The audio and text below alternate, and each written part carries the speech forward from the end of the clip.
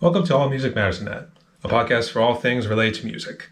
If you're new to the channel, make sure you like and comment below and consider subscribing so you can show your support and join today so you can see more content like this in the future. And now, let's get into the episode. The last job that I was at, I spent 16 years doing that. And I've been really fortunate in the fact that I like what I do. And I know a lot of people don't, like where people prioritize work, make enough money to enjoy yourself outside of work.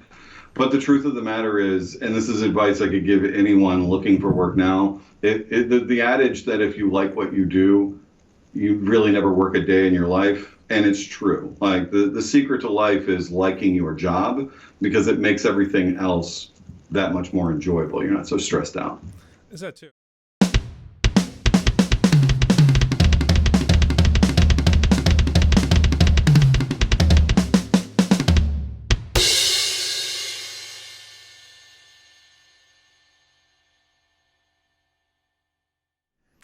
Hey everyone, welcome back to the All Music Matters in That podcast. I'm your host, Brian, and joining me today is Chris. Do you pronounce it Thibodeau? Thibodeau, yeah. Thibodeau, okay. Actually, I don't know why, but on Messenger, when we were talking to each other, it says McDonald for some reason, so I don't know what that's all about. A longer story that I don't get into. I'll just tell you that I enjoy anonymity on Facebook. All right, there we go. Let's be anonymous. How about that? Yeah. Mr. Anonymous, how about that? We'll just keep it that simple. And you are hailing from which state? Maryland. Oh, you're all the way from Maryland. Actually, yeah. I remember the conversation you and throwback drummer, Chris. You guys did an interview a while back, and I saw you were actually a Dallas fan. Mm-hmm. Yeah, I'm a Steeler fan, so this ought to be an interesting conversation. Won't tell anyone. Yeah, I've actually I've been around the country 2.5 times. Oh, really? And I have actually left and returned to the state of Maryland 7 times at this point. It's like I can't leave. Like no matter how far away I go, I end up back in Maryland somehow. Nobody wants to be away from home. Are you like close to Baltimore or Annapolis? Right in between, actually. Right in between. Mm-hmm. Pretty nice neighborhood too. It's ish. It's something. Let's just say something like that. All right. So, as I did say before, a while back, I stumbled upon your interview you did with Throwback Drummer, and that actually caused a little light bulb to go off in my head. To kind of start off with this podcast I was doing. So I wanted to reach out to drummers and get to know them a little bit more, and then eventually spread out to other musicians. But for now, we're just sticking with the drummers right now. So let's get ready to go King Kong on your drum set right now, and I just got some questions for you. But do you have something you wanted to say something? Yeah, I'm curious. Are you saying that I prompted this series for you? In a way, yes. Actually, you did. Wow. You were my hopes and prayers. There you go. I am honored. Yeah, that's nice to know. Well, I thought you were doing a lot more because now you said you were bumping it back because you're doing a lot more drum covers now. No, it's too much, man. Like the first one that I did of the video series, I put out uncut. I didn't really trim it a whole bunch. There were some small things, but there was so much about the conversation that was cool that I didn't really want to take it out. And the only things I really took out of that video was me talking, because I tend to do that a lot.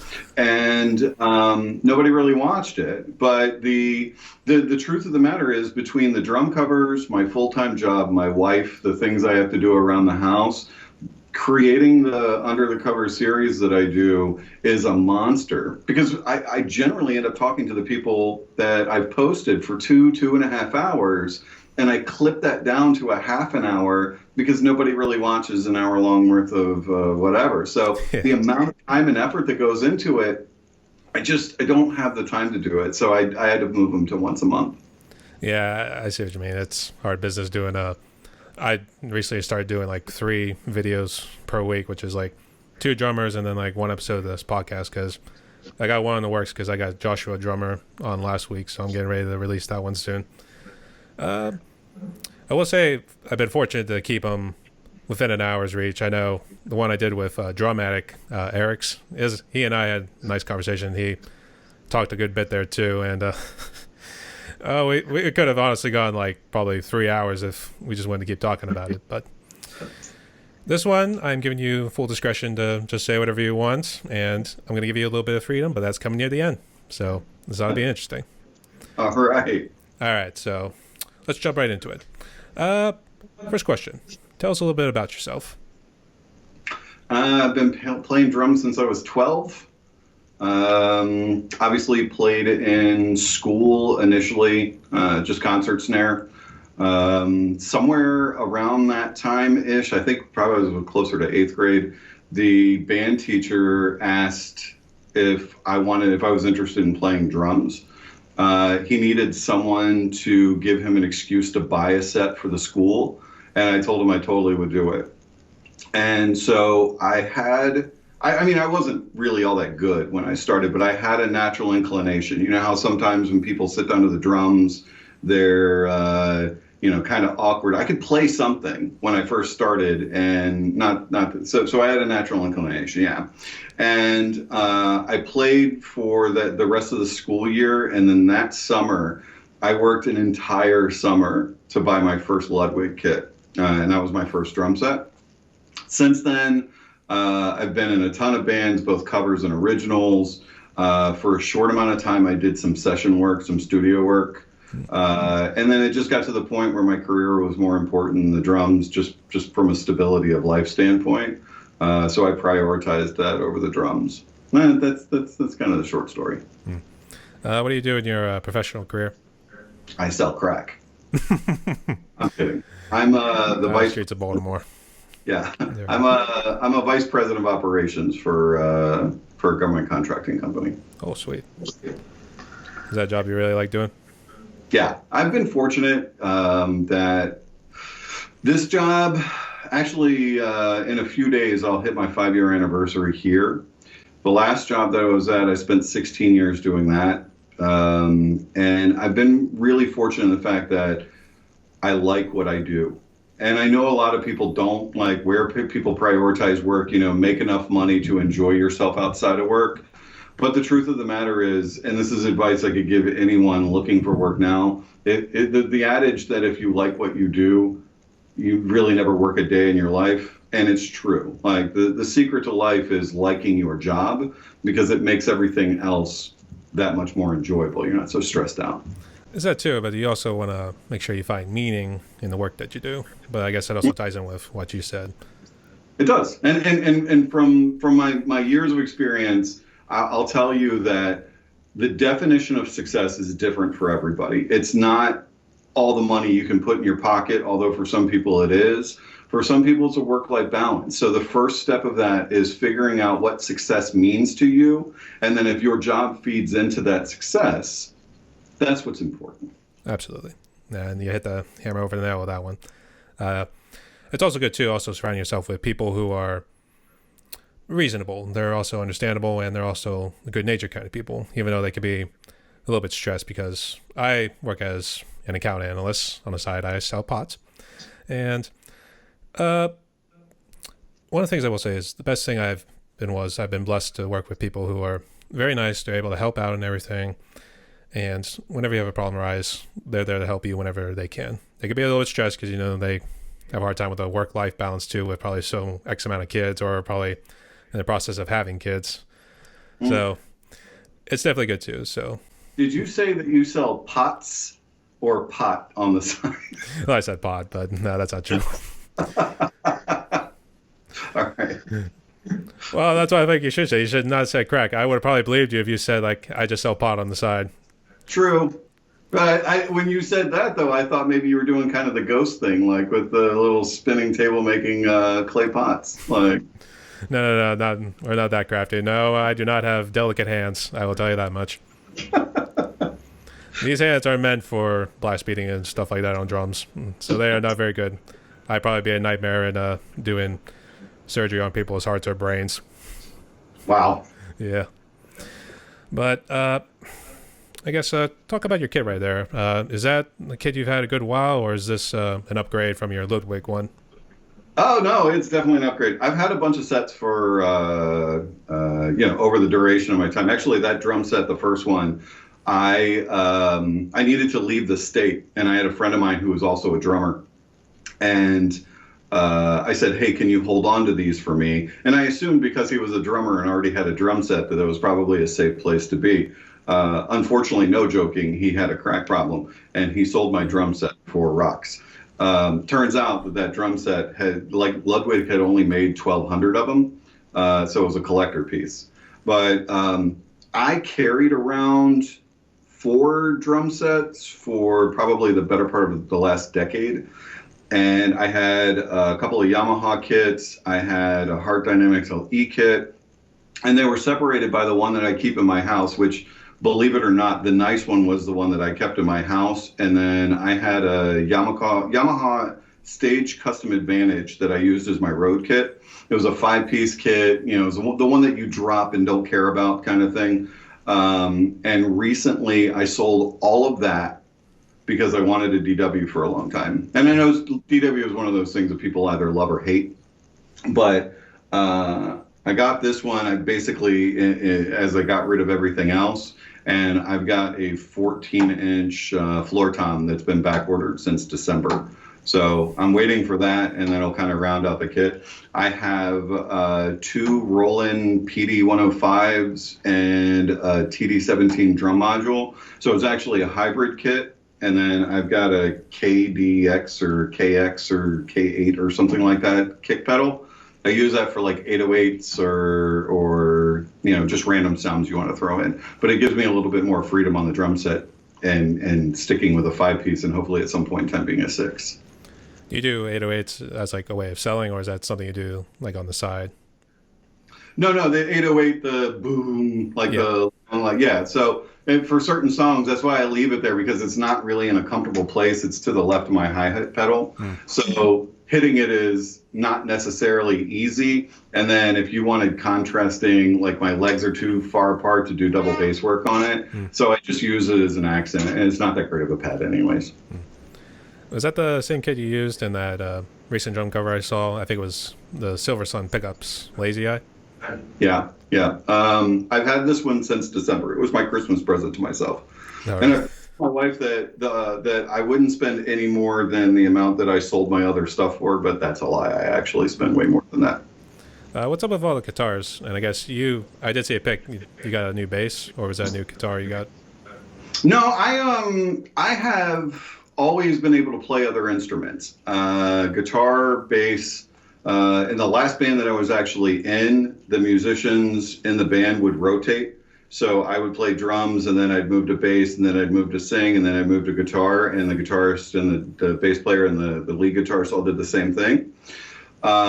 So I can play those, but when I play guitar, it's more percussive sounding is how it's been explained to me. Just, it makes sense. I'm a drummer. Yeah. But I don't have the finger dexterity for a lot of chords and leads. So I can play bass probably better than anything else. Years of smoking in a car accident, I don't sing as well as I used to. Plus, the older you get, it doesn't work. But I can-ish. It's passable.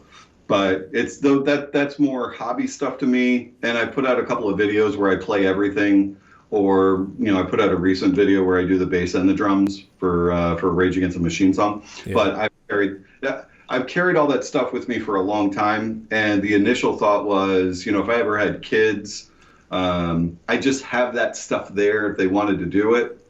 That was inspired by, if you've seen Led Zeppelin's The Song Remains the Same, John Bonham's son, Jason Bonham, is 3 years old playing at a little miniature acrylic kit that's clear, and he's like spinning the sticks at like 6 years old. And if I had kids, I wanted them to be a prodigy and just have that stuff around. So that's one of the reasons that I kept it, but I also play it for fun. But the drums have always been my passion. That's sweet. You said you were in a couple cover bands and rock bands. Can you just give a little short story on each one of them? I guess how many were you in? Too many to count.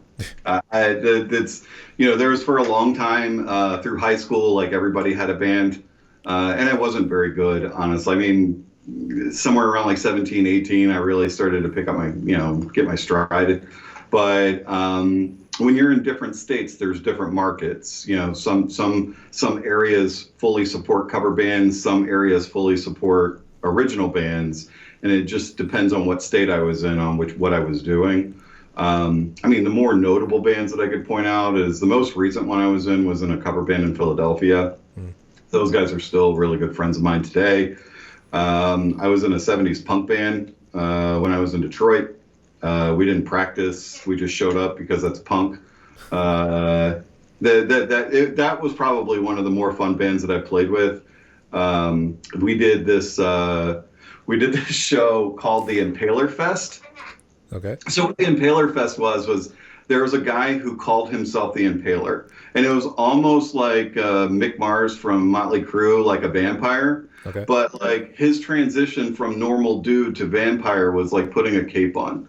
So he would tell everyone he's like a 666-year-old vampire, and he had these girls that like played keyboard and guitar, and then it was just absolutely punk, right? But the lead singer to that band, like he didn't believe it was a good show unless he was bleeding at the end of it. So like, and then they had like a bunch of props and like fun stuff. They had this thing called the latar, which they put guitar pickups on a ladder, and then it made an awful noise, but it was fun. So just stuff like that. It was probably one of the more fun. Some of the other ones felt like work, So but you were the Kiss version of a punk band. Is that how it was going? I guess, yeah. It was just, I mean, it was just a bunch of friends that, I replaced the drum machine that they were using. And I played with them for a long time just because it was fun and something to do in an outlet. Okay. That's probably one of the more interesting stories I've heard in a good while. A ton of them. We could go over interesting band stories. I have a handful that are some of which are shocking, some that are probably not suitable for work, and others that are just funny. Yeah. I was only in one of them because it was really kind of short-lived. I only practiced like 2 times because we were doing 90s alternative kind of music. So you had the Smashing Pumpkins, Stone Temple Pilots, those kind of musics. And that was the first time I was playing on an acoustic set because I've been playing on my electric drum set for quite a while. So when you try to make the change, it's kind of a little bit of a culture shock, if we want to call it something like that.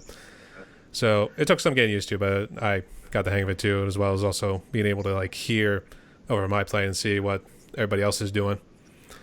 I'd say the hardest one was doing Green Day's Welcome to Paradise, so that one was a bit of a tricky one.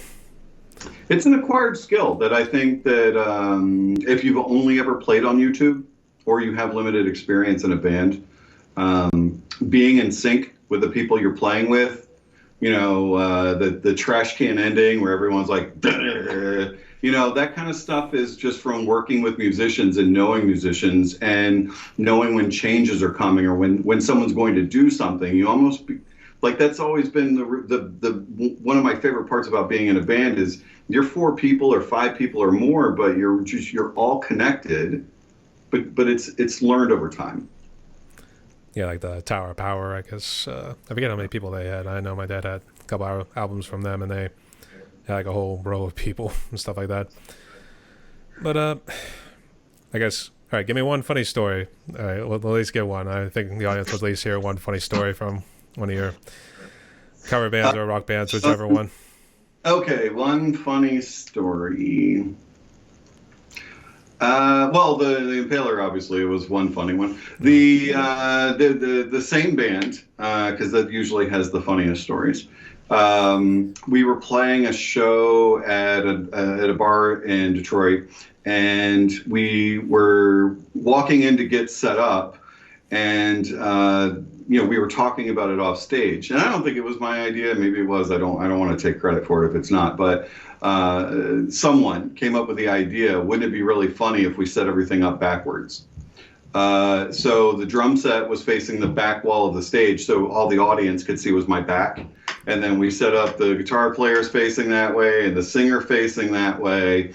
And there was a sound engineer that was part of the bar, and he absolutely hated us because he had to go and like move all of his mics around. He didn't understand why we were doing it. And he was old and just like crotchety about it. So, but that, I mean, we basically played the whole show like facing away from the audience.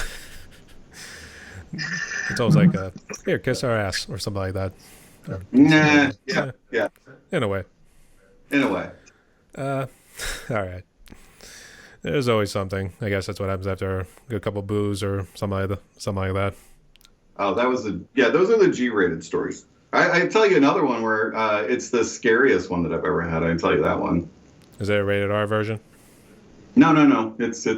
I'll keep it G for you. No, go by all means. So in Detroit, there was a story that was, I guess, pretty popular because this mother had, this is the sad part. The mother had driven her two kids basically off of a pier into the river. So that's the sad part. However,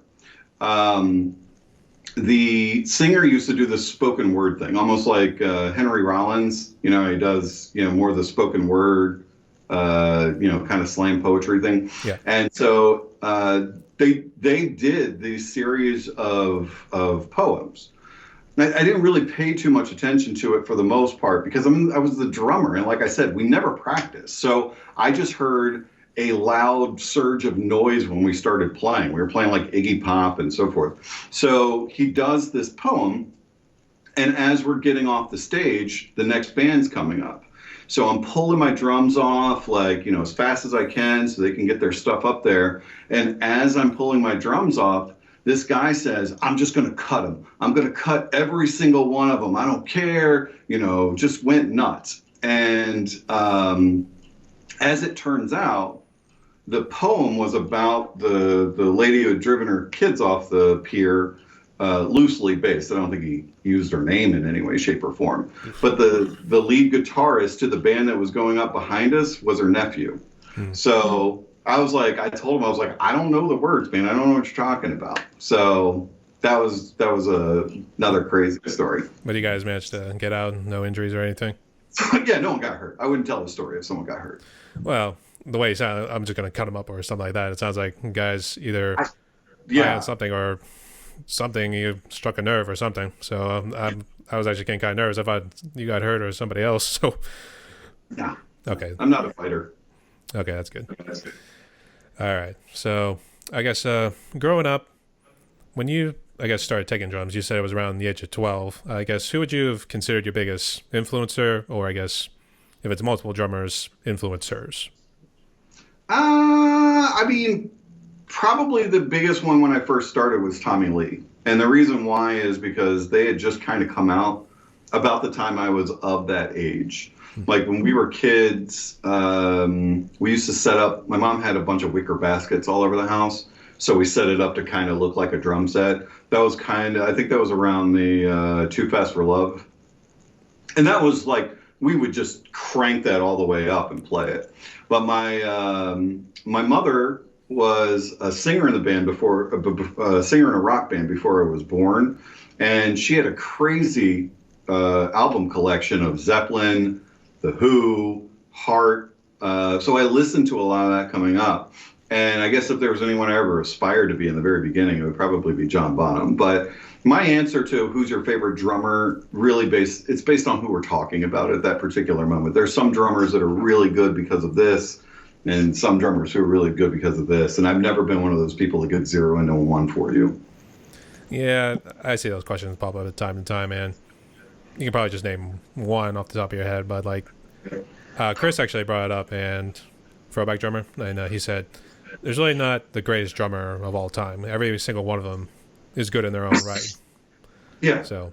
Yeah, and he said something very similar in the series that I did when I was asking him to, mention his favorite YouTube drummers. The truth of the matter is it's different for different reasons.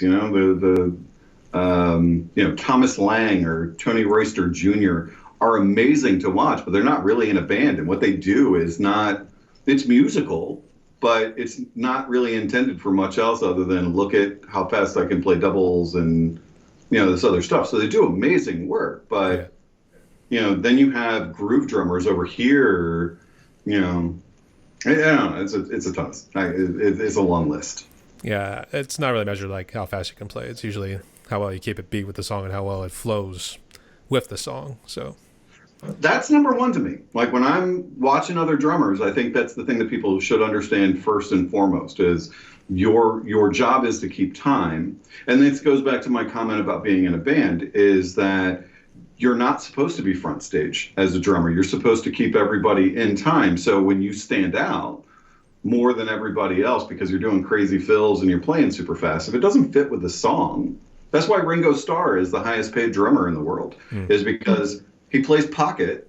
He doesn't really deviate. I mean, he doesn't do anything crazy, but you can sit him down and he'll give you the right feel for a song, which is the point.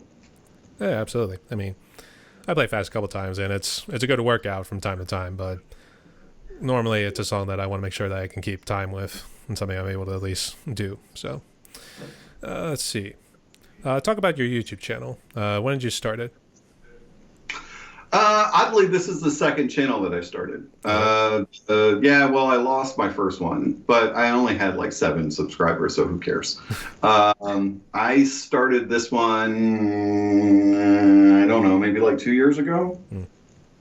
So I think you'd be very disappointed to find out that my YouTube channel is really for me. Like I appreciate those who subscribe to me. I'm not saying that I don't, but I learned probably a decade or so ago that looking over your own shoulder while you're practicing is an important tool. Like there's been plenty of times where I thought I nailed something and I didn't, or I thought I didn't nail something and it stands out, or, you know, you're talking about being in time. I think sometimes I'm in time, but I'm dragging. So it became a learning tool for me to look over my own shoulder. And then as I was going through watching these videos, I was like, hey, that's a whole song that doesn't look that awful. And then I would put it up. Recently, I started focusing on making it sound better because I was using just a regular Zoom camera or a GoPro camera, and it doesn't sound good. And I think that if you're going to watch a musician play, if it's like distorted and it's not mixed well, it's just distracting, or at least it is for me. So I just wanted it to sound better, which became a project in itself. And then I was like, all right, well, I got this at least close-ish, so I'm going to work on what it looks like next. And that was the next one. So largely my channel is the byproduct of me practicing. It's just, I play for 4 or 5 hours every week. And then of that, if something looks good, I'm like, put it up on YouTube. So it's kind of more just the practice sessions. It's not really like so much playing what the drummer is doing, because that's how I do it with mine. I try to mimic in a certain way, just try to mimic what the drummer is playing, and then try to keep it as close as possible so people can then see this is how it's done. Maybe a couple of misses here and there because it may be like ghost notes or something like that, but it's close enough. So yeah, and I'm not knocking anyone who does like the purpose-built covers, but I have I mean, it's a combination of a different thing, but different things as far as music is concerned. But I have somewhere in the neighborhood of like 35 gig of music, and then I'll come down, I'll turn it on, and then I'll hit shuffle, and whatever happens to come on. I may play a little of it, I may play all of it, but usually when I sit down, I'm trying to feed a fill into something. So actually, if I put all the videos out at the same time, you'd probably see a recurring pattern in it. Like, hey, he's doing this same fill. And the reason why is because I'm trying to feed it in to just me practicing. And then when I first started, I was playing rudiments because I was in school and I learned to read sheet music. Well, that became bands, which became, I didn't really need to focus so much on that, which I shouldn't have. It's a big regret. But for the last 5 years, I've been in Maryland again, like I said, and there's an original scene here. But learning original music and practicing that is like another job that I don't need. So I've just been focusing on rudiments. And oddly enough, Facebook is where I started putting videos up at, just so I hey friends, because I've got friends that are musicians or former band members, and Facebook kept flagging everything that I put up. So I went to YouTube, and YouTube doesn't flag as much, and that's why YouTube, really. Short answer. Yeah, that was the same way with Joshua Drummer. They said they tried posting drum covers on Facebook just to, I guess, start following and see where it went. and they kept flagging them every single time. So we just took down your video or it's been removed. I know Instagram is like that too. So now I'm just putting photos up with that, and then maybe just videos of my podcast going forward. So YouTube at least says, okay, we put a copyright on here, but we're still going to allow you to play it, just so long as you don't make any money on it. So Yeah. I think that's pretty much how it goes. The funny thing too about Facebook is that there's nothing real about me on Facebook. So the only way they could really pop me is the IP address that it comes from, but they would send it to the wrong illegal name anyway. So I was like, I don't care. Like, it would, like, when it asked you, like, do you own this music or do you want to restore it? Of course I do. You're not there's nothing legal you can do to me. But they were pulling videos from like 2 years ago, and it was a hassle every single time I did it. And then I think within the past couple of years, Facebook got more aggressive about what they will and won't allow you to do, even if you try and bypass it. So I was just, I don't have time for it. It's too much of an issue. Yeah, I know. That's why I just stick with just putting the videos and then just sharing it on there, and then just call it quits, and then we just leave it at that. Is there something you want to hope to achieve with your YouTube channel outside of probably reaching the 1,000 subscriber mark? I hate to say it, but I don't. No. Like the thing that I actually enjoy most about YouTube, which was an unintended, I guess, consequence or byproduct of, is that the community is really supportive. Like, I've got to meet new drummers. It's like I have the Under the Cover series on my channel. That's not for anybody either. I like meeting drummers. Like, I like talking to people. Clearly, I don't shut up. But I like meeting new drummers. It has nothing to do. I don't care if anybody watches it. Truthfully, it's just putting it together is a chore. But I like talking to people. And drummers are always interesting people. So, as far as like any goals for the channel, like if it stays at, I think I have 100 and something. I don't keep track of 100 and something at this point. If it stayed at that for the next 10 years, as long as people are watching it and appreciate it, that's all I care about. Yeah, I guess that also answers the other question. What were your goals? I guess we'll just jump to that one. What were your goals for this year, and I guess onwards? Just really keep doing what you're doing. Yeah. I enjoy playing. I'd like the video editing and the audio editing to become less of a hassle for me, so I can go back to just enjoying playing. But unless I'm physically incapable of playing, like, I don't think that's going to change the enjoyment part. Yeah. What do you use for your editing? Do you use like Final Cut Pro, or is yours Adobe, any sort of other studio software? DaVinci Resolve 17, which was a monster because I started off. Actually, I started a new video series, and it was really because I had to learn all this stuff, and then you have to search all over the internet, and then you have to find all this stuff. And as a drummer, like most of us, like aren't audio engineers or video editors. No. So I was just trying to like come up with like, you can at least look at this to hopefully like save you all the time and energy I spent. But the video editing initially was Microsoft Photos. It's free and preloaded, and it's limited. But it worked. It worked just fine. So I had it sounded good, and then I wanted to do more, and the only way to do more was to find a new video editing software. And I did searches, and they said DaVinci was the best one to use right now.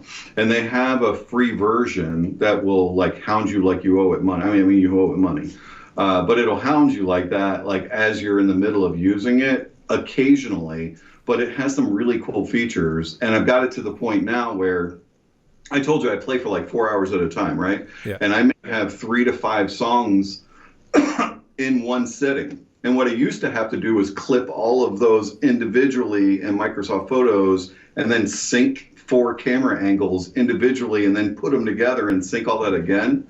I can put an entire 4 hours into DaVinci Resolve, and I can put the audio, it'll auto sync it where it's supposed to be, and I can just clip in and then clip the individual things, and then boom, Bob's your uncle. So it's really quick.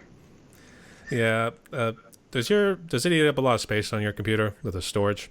Because that's the one problem I've realized with Final Cut Pro when I do a lot of podcast episodes, drum covers. It eats it up a whole lot, so I have to like keep deleting them all out and then just kind of starting all over again.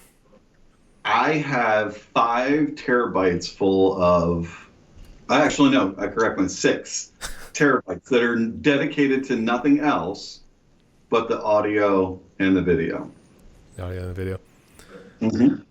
Do you use Apple or are you Windows? I never assimilated, so I refuse to use Apple products. No, really. Yeah. Oh well, it was worth a try. But jump to your sticks real quick. Do you use a Vic Firth or do you use a wide variety? Vic Firth. Although I'm starting to hate Vic Firth right now. Like, I get the same size, which is the Rock series, and every single time I get a pair, it's weighted differently, which means I need to learn how to play with that play with that stick all over again, like how to get a good double or your buzz rolls. Like I have to do it all over again. But I also have OCD, so when they get chewed up, I don't want to use them anymore, and so I cycle through sticks relatively quick. Yeah, I stuck with Vic Firth for a good while now, and then I hate when they just all of a sudden start breaking on you and they start chipping. But I guess that's part of the consequence of doing blast beats or stuff like that when you're trying to get a nice little exercise in. Yeah. Have you ever tried doing stuff like some of the metal stuff, the blast beats or anything like that? Any of the more harder stuff?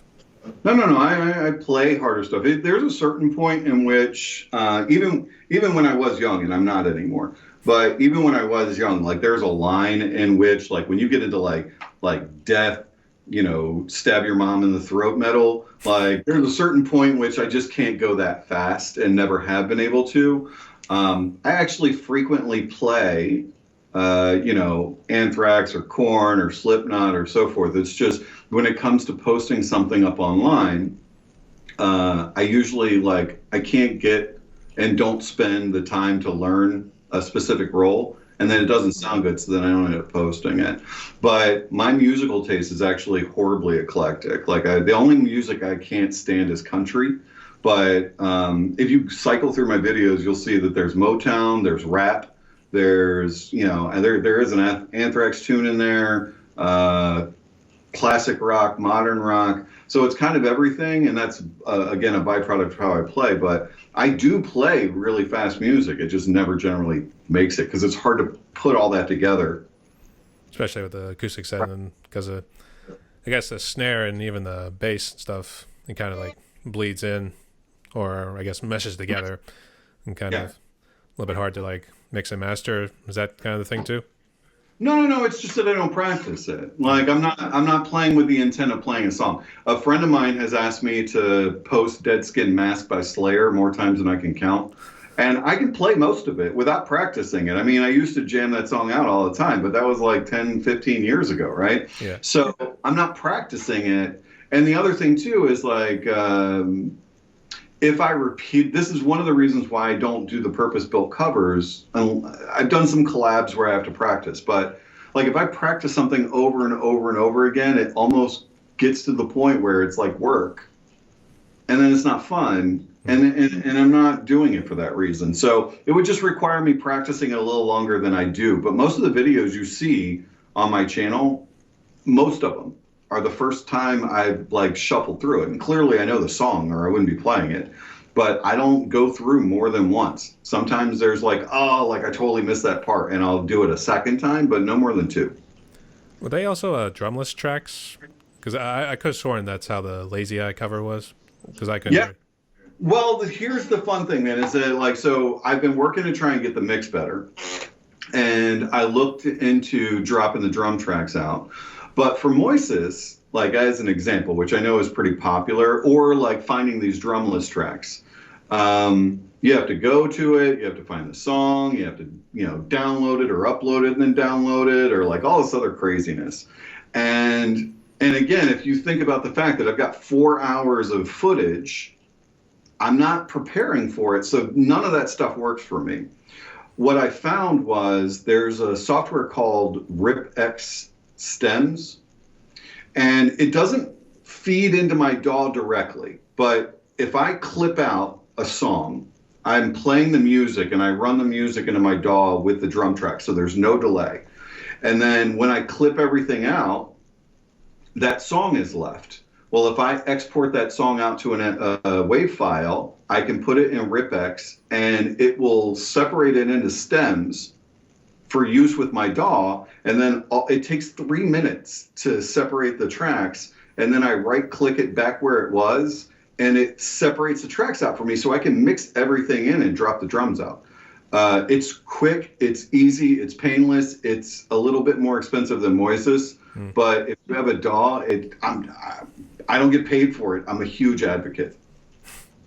That's very interesting because that's the first time I heard about it too. Because I know YouTube, I guess they'll just, if it's like on the video game Rock Band, I guess they'll just play it through and they'll just not play the drums at all. So then they'll just say like, "There's your drumless track," and just use that instead.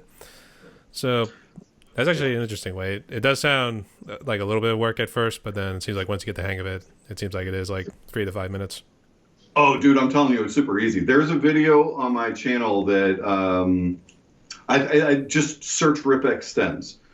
I made a video that's all of about 9 minutes, and that 9 minutes is almost about what it takes me to take a song that I've already recorded and turn it into, and then you can hear the result of it. Like, because I think I did 21 Guns, actually, is the song. I dropped the drums out of it.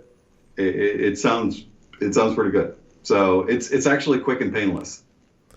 All right. I think one of these days I'll check it out. See. Also recommend it to the audience members to check that out as well. Mm-hmm. So now we enter into the podcast where it gets interesting. So now I give the freedom to you. And is there anything you would like to ask me, or is there something you would like to get off your chest? No, I'm good. Oh, actually, if you'll permit me, I am doing a giveaway. Yeah, but I did see it on my channel. Is that allowed? Let me do that. Something different. Mm-hmm. Yeah, I'm trying to make sure that people know that, because really the truth of the matter is I could sell it if I wanted to, but it works, and I think somebody else might get some use out of it. So I've got basically what is a homemade e-trigger pad. And I'm giving it away based on those who subscribe and those who comment in the month of April. So you can check out my video. I just want to make sure it doesn't get lost, because I'd hate someone to be surprised when they win something they didn't know was extremely valuable that they didn't know they were going to win in the first place. But got nothing else? No questions or anything like that? Yeah. Wow, you were the first one to actually do that. No. Put a lot of people on the spot originally. Good.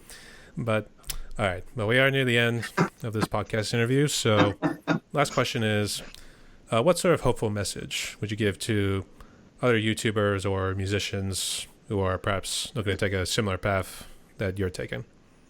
I would tell you to love the drums first. I don't knock anyone who does this for monetization or popularity or subscribers or so forth, but I think you need to, this kind of goes back to what I was talking about with the definition of success.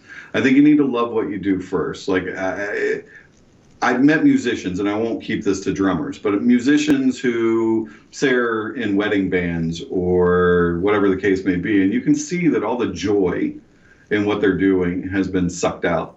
And I've talked to a lot of YouTube drummers, obviously through my series and so forth, that say that there's this like unknown or untold pressure to pop videos out once a week, and then it almost feels like work. Like the secret is really just love what you do first. Like don't be complacent and think you got it all figured out. You should always be learning, all right, but you should enjoy it first. All right. And I guess actually I lied. Last question is, what do you love most about drumming? This will be the last one, and then we'll close it all out here. You know, the truth of the matter, man, is like my day and my life can sometimes be so chaotic. I tried to explain this to somebody before, that at any given time, if you're talking to me, I'm processing 2 or 3 other thoughts at the same time. And I walk around like that all the time. It's like a constant spin. It's even to the point that when I go to sleep, I have to have the TV on just to like drown my brain off. Because if not, I'd stay up all night thinking about 4 or 5 different things. And the only time that I really get calm is when I'm playing. And it's always been like that. It feeds my narcissism too, or at least it used to when I was in a band, because, obviously I love attention. I'll be honest about that. So being on stage was always a lot of fun. There's a large part of girls somewhere in the middle of that too. But I always got this amazing sense of calm every time I play. It doesn't matter how mad I am. It doesn't matter what grudge I'm holding. It doesn't matter that fight I had with that person or this bad experience at work or this thing that I messed up. I can sit down on the drums and all of that goes away Yeah, it's a nice bit of for work however as long well. I happen So to it helps play. get the stress out of the system too after a long day's work. Oh yeah, absolutely. All right. Well, Chris, Stress, I yes. want to thank you so much for coming on my podcast today. I guess if you want to talk about your Epic announcement again, I guess you're giving away that, what was it, a snare or what was it? Here, I'll actually show it to you because Yeah. this wasn't on purpose. I actually just leave it sitting here. But this is the magic snare. So really what it is I had a snare drum that had busted the bottom lugs on it. And it was a crap snare anyways.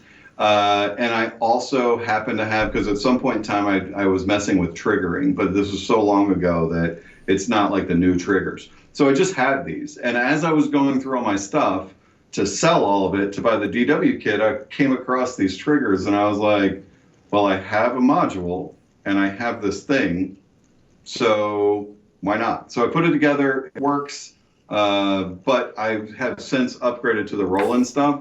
So I was like, maybe somebody else could enjoy whacking at it. Like you have E-drums, right? Like that creativity to be able to add like whatever accent piece you want at any given time is amazing to me.